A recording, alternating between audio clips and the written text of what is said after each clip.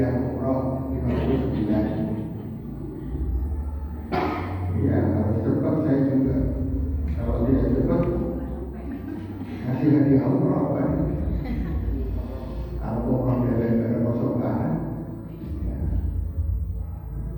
Surat 59 Allah Subhanahu wa Ta'ala di ayat 18 berfirman, A'udzubillahi minasyaitonir rajim. Ya ayyuhalladzina amanu taqullah. Wahai orang-orang yang beriman, bertakwalah kalian kepada Allah. Wahai orang-orang yang beriman, taatilah Allah dan taati Rasulullah. Wahai orang-orang yang beriman, jangan engkau mendengki antara satu dengan yang lain. Wahai orang-orang yang beriman, janganlah menjadi orang yang pemarah. Wahai orang-orang yang beriman, jadilah orang yang selalu bersabar dan bersyukur. Wahai orang-orang yang beriman, jadilah orang yang suka memberi, jangan berharap. Wahai orang-orang yang beriman, jadilah orang yang senang hidupnya di dunia dan bahagia hidup di dunia. Jangan gelisah, jangan stres, jangan memikirkan apa yang belum terjadi, tetapi sabarlah dengan yang sekarang terjadi dan bersyukurlah dengan kesenangan yang diterima oleh kita. Itu namanya orang bertakwa. Orang yang bertakwa. Orang-orang yang semacam tadi itu, yang sudah baik akhlaknya, sudah baik perilakunya, tidak pemarah, senang pengajian, senang bersedekah. Apa perintahnya? Wal tandur nafsun ma qaddamat lihat. Selalulah berintrospeksi diri. Kata-kata selalulah itu artinya wajib. Kita wajib introspeksi diri. Kita wajib meneliti kekurangan-kekurangan kita. Kita wajib mengakui kesalahan-kesalahan kita. Kita wajib mengoreksi apapun yang pernah kita lakukan. Untuk apa? Untuk kita bertaubat kepada Allah Subhanahu wa Ta'ala. Ibu-ibu, ada di antara pembinaan yang merasa dosanya sedikit.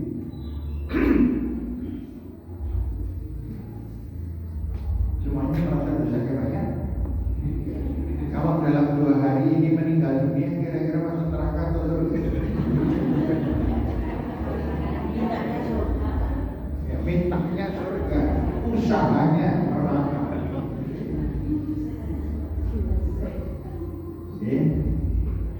Kenapa kita harus mengintrospeksi diri? Karena kita manusia, al-insan makhluk khata' wan nisyan.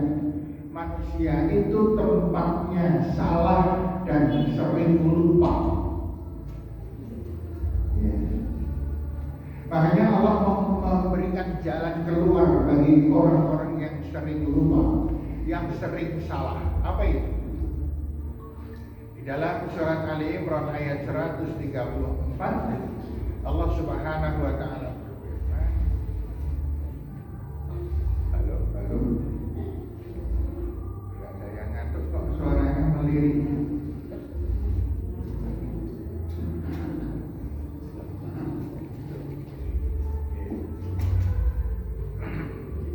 Di sini ada dokter namanya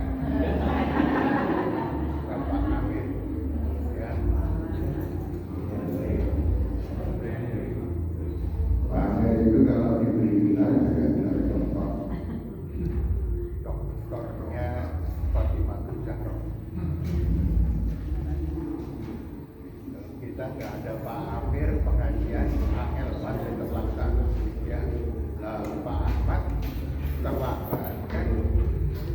santri berlambat. Ini yang harus yang ngurusi kan Pak Ahmad dan Pak Kri harusnya.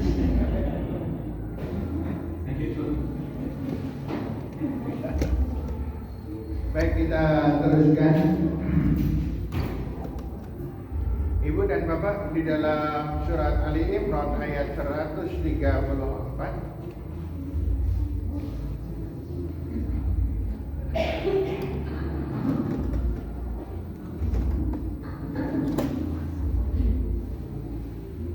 ayat 134 Allah mendefinisikan orang yang bertakwa. Tadi di ayat Al-Hasyr ayat 18 ini saya mohon konsentrasi ya, karena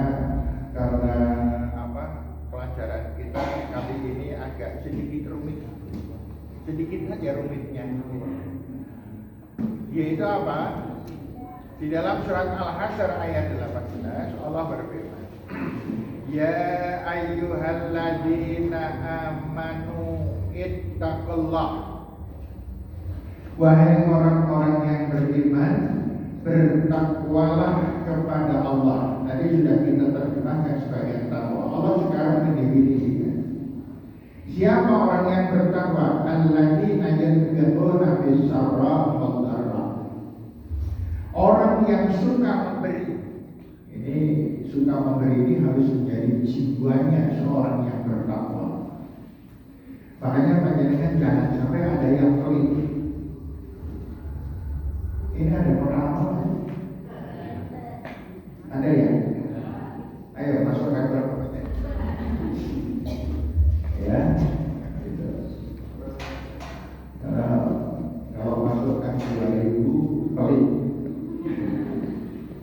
5.000 lumayan, 10.000 di atas lumayan, 20.000 masuk kategori dermawan, 50.000 dermawan, 100.000 sangat dermawan. Nih, 200.000 wong sugih dermawan. 1 juta akan dibicarakan karena nggak mungkin ada. Yang pertama menjadi rohnya orang yang beriman adalah suka bersedekah. Kalau panjenengan belum bersedekah, belum suka bersedekah, belum menjadi orang yang bertakwa. Innal muttaqina mafazan. Sungguh buat orang yang bertakwa itu pasti banyak sekali keuntungannya.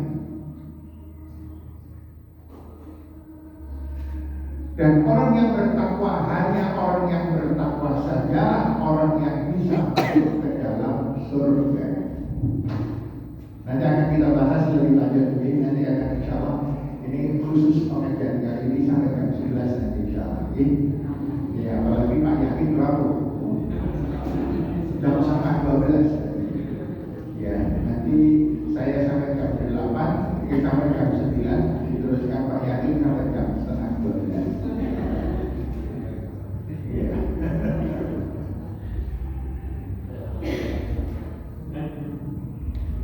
Roh yang pertama apa tadi? Senang bersedekah. Roh yang kedua, jiwa yang kedua, wal kadhiminal ghaidh. Tidak suka mencucu,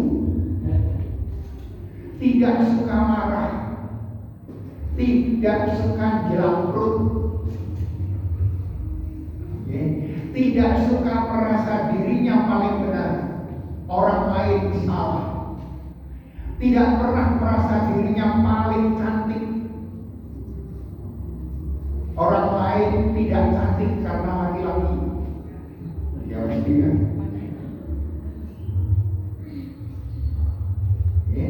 Yang ketiga, tadi yang kedua apa? Tidak suka marah. Cucu saya pernah lagi bermain itu sambil mengatakan la taqtab balakal jannah, la taqtab balakal jannah. Ini hadis ini. Jangan kamu suka marah, Ibu ada yang masih suka marah tuh? Masih ada yang suka marah? Masih ada yang suka nesu? Iya. Saya mengatakan selalu ini. Kalau yang masih suka marah, sedikit sedekah itu nggak apa-apa, nggak apa-apa. Tapi jangan meninggal dunia dulu. Ya bahaya itu. Belum jadi orang bertakwa. Yang ketiga, wal afina 'anil nas, pemaaf sekali. Tidak pernah suka tersinggung.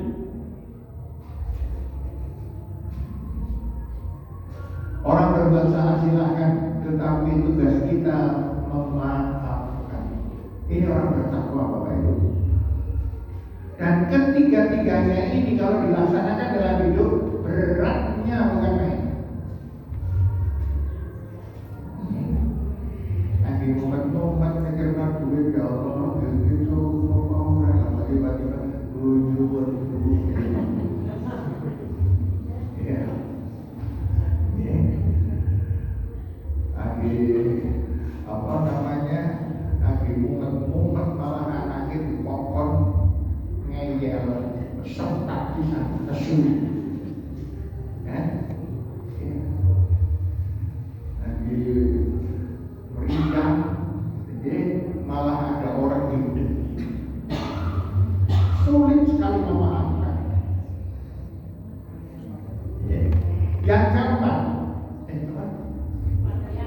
yang keempat ya.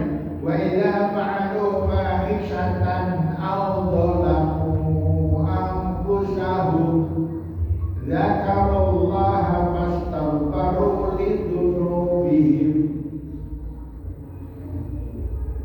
Dan orang yang suka berbuat dosa, orang yang suka salah, dan setiap kali dia berbuat salah untuk diri sendiri atau untuk orang lain, zakarullah, ingat kepada Allah. Ini angel. Setiap kali berbuat keliru salah pada orang lain atau diri sendiri, ingat kepada Allah. Baru kemudian memohon ampun kepada Allah. Maka pada saat itu diampuni oleh Allah. Jangan sampai kita menunda istighfar. Jangan sampai kita menunda memohon ampun dari Allah. Karena dosa yang baru saja dilakukan, kemudian mohon ampun, Allah langsung menghapus dosa itu.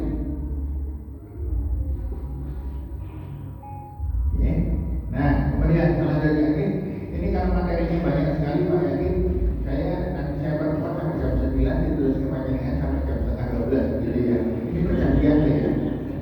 Ya, perjanjian saya dengan Pak Yakin. Nanti begitu Pak Yakin naik ke sini banyak bubar nih.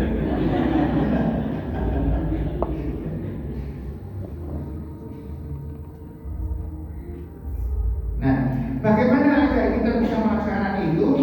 Yuk kita lihat surat Al-Hadid ayat 20. Al-Hadid ayat 20. Surat Al-Hadid surat nomor berapa? Hadiah Pro 57. Sebelum baca yang ngepek saya sudah jawab.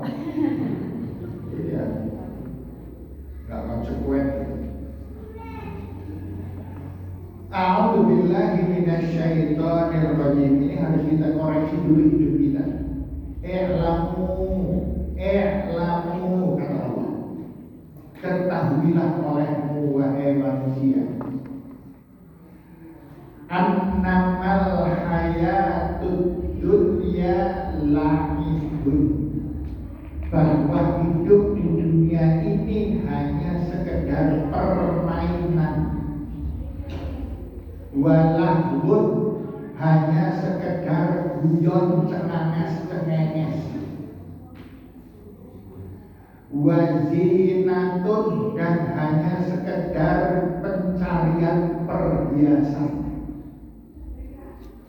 Watafakhurun, dan hanya sekedar sombong-sombongan. bainakum di antara kalian. Wa takaturun dan oncor-oncoran. Oncor-oncoran itu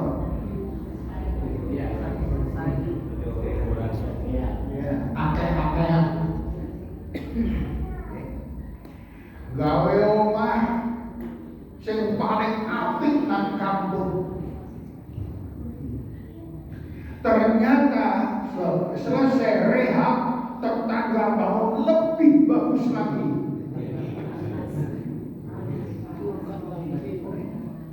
Kondangan gelang telu dienggo kabeh. Jebule sing jejere dahar gelange enom dienggo kabeh.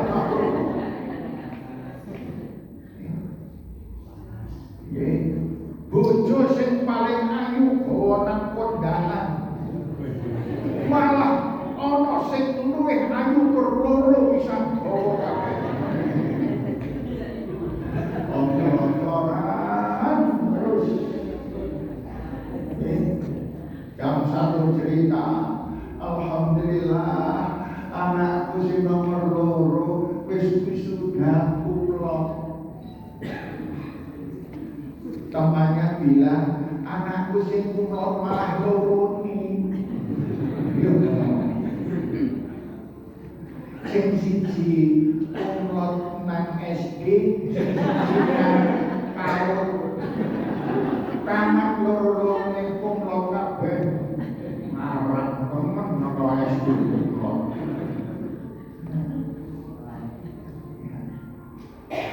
Bodoh-bodoh anake telu bali kabeh bawa mobil kabeh. Rentalan kabeh. Saking ya Allah. Jadi bapak dan ibu kita nyatakan di dunia yang nyatakan oncor-oncoran terus. Dan kalau sudah semacam itu melupakan semuanya. Makanya ada orang saking pemarahnya sholat saja karena bercucu. Ya, ada. Ada ibu. Karena panjenengan pernah sholat sambil bercucu. Allah.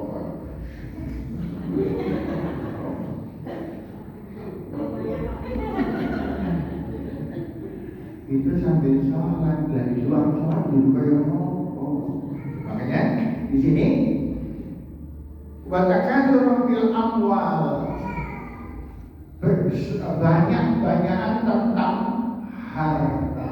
Wal aulad, tadi cerita tentang anaknya. Oh, anaknya saya hebat-hebat. Ya. Kemudian yang satu, saya tidak kalah hebat. Yang satu, ponakan saya juga hebat. Lama-lama anak tetangga saya anak tokoh dari hebat apa? Oncor-oncoran pamer. Karena tadi dengan jabal kufar nabatu fayahidu musfarran fayahidu fatarahu musfarran thumma yakunu qutana. Itu semuanya ternyata dibohongi oleh dunia. Sebagaimana seseorang yang menanam tanaman sudah hijau royo-royo, bayangannya akan bahagia, tapi kemudian besok paginya mati. Kecewanya setengah mati. Apa yang saya bawa? Bu, ibu,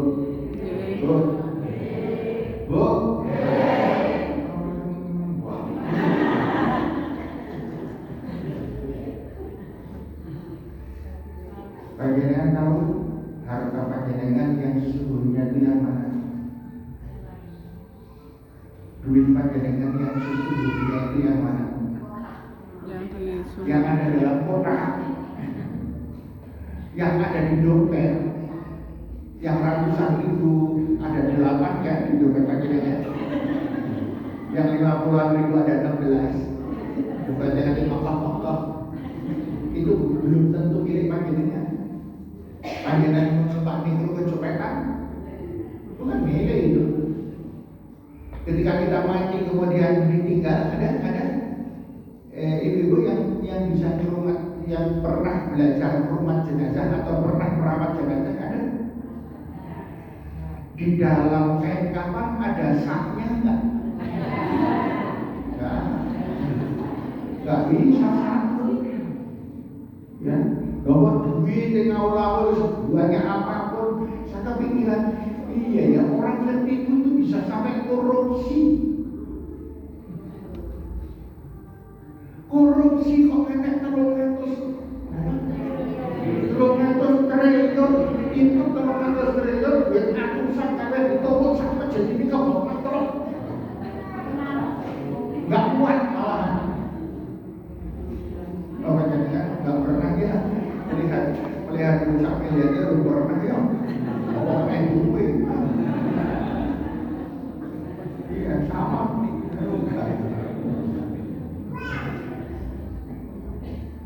Itu adalah orang yang ketipu dengan dunia. Dikiranya bayangan itu adalah kenyataan. Tidak, bayangan. Namanya bayangan. Semakin kita lari, bayangan semakin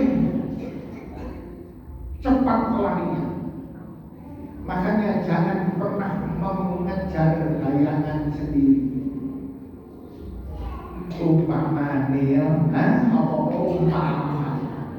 umpamanya, wis gendah kali dahar nganggo tempe karo sambel karo jangan lumbu.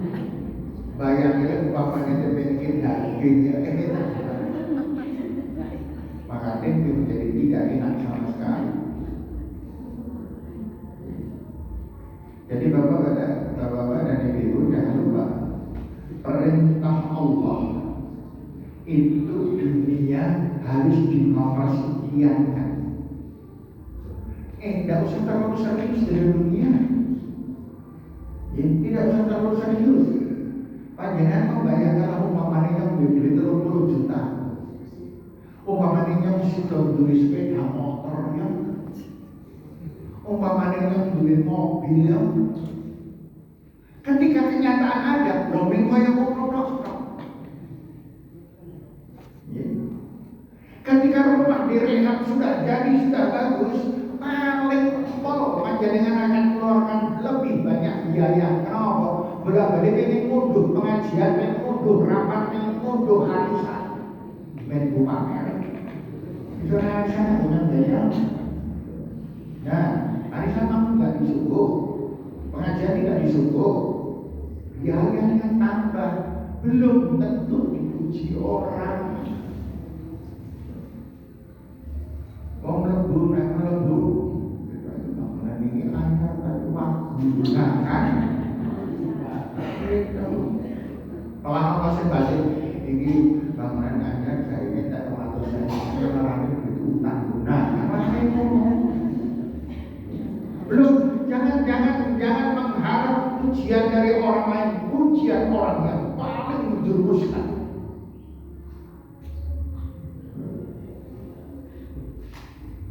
Insya Allah ibu-ibu ini sekarang kebanyakan ibu-ibu, saya kantornya banyak ibu-ibu. Bu, pengen urusan dan make up 1 bulan lagi sudah.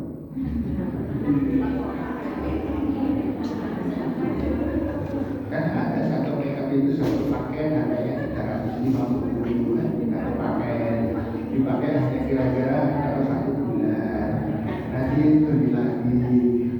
Ini rapor efek itu, makin tetap nanti merek yang lain.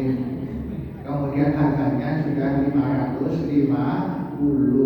Walah, orang ini kedua benar-benar terus. Itu hanya rumah mini nongkrong. Iya. Berapa hektar itu? Wajahnya berapa hektar? Di rumah pakai ratusan ribu bahkan jutaan. Sementara ketika panjenengan pakai itu semakin hari bukan semakin cantik, jujur itu. semakin hari bukan semakin cantik, semakin elek. Tapi saya tua.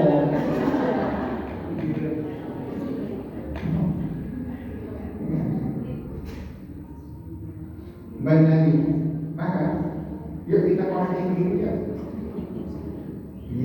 Kita mengoreksi diri kita. Satu, koreksi yang paling utama adalah tentang kehidupan. Masihkah kita tergila-gila dengan dunia?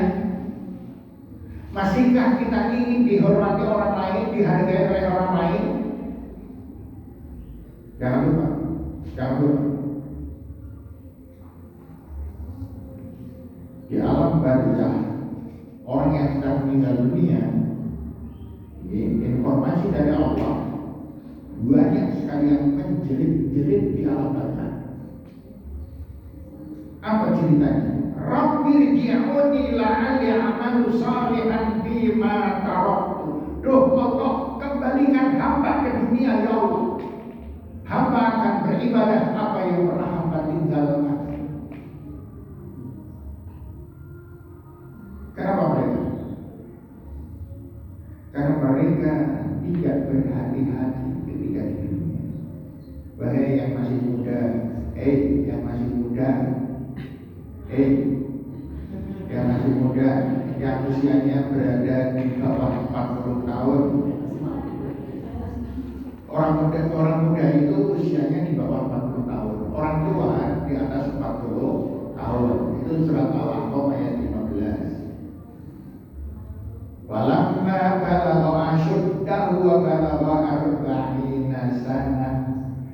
Dan tatkala orang itu sudah menginjak masa tua dan usianya sudah 40 tahun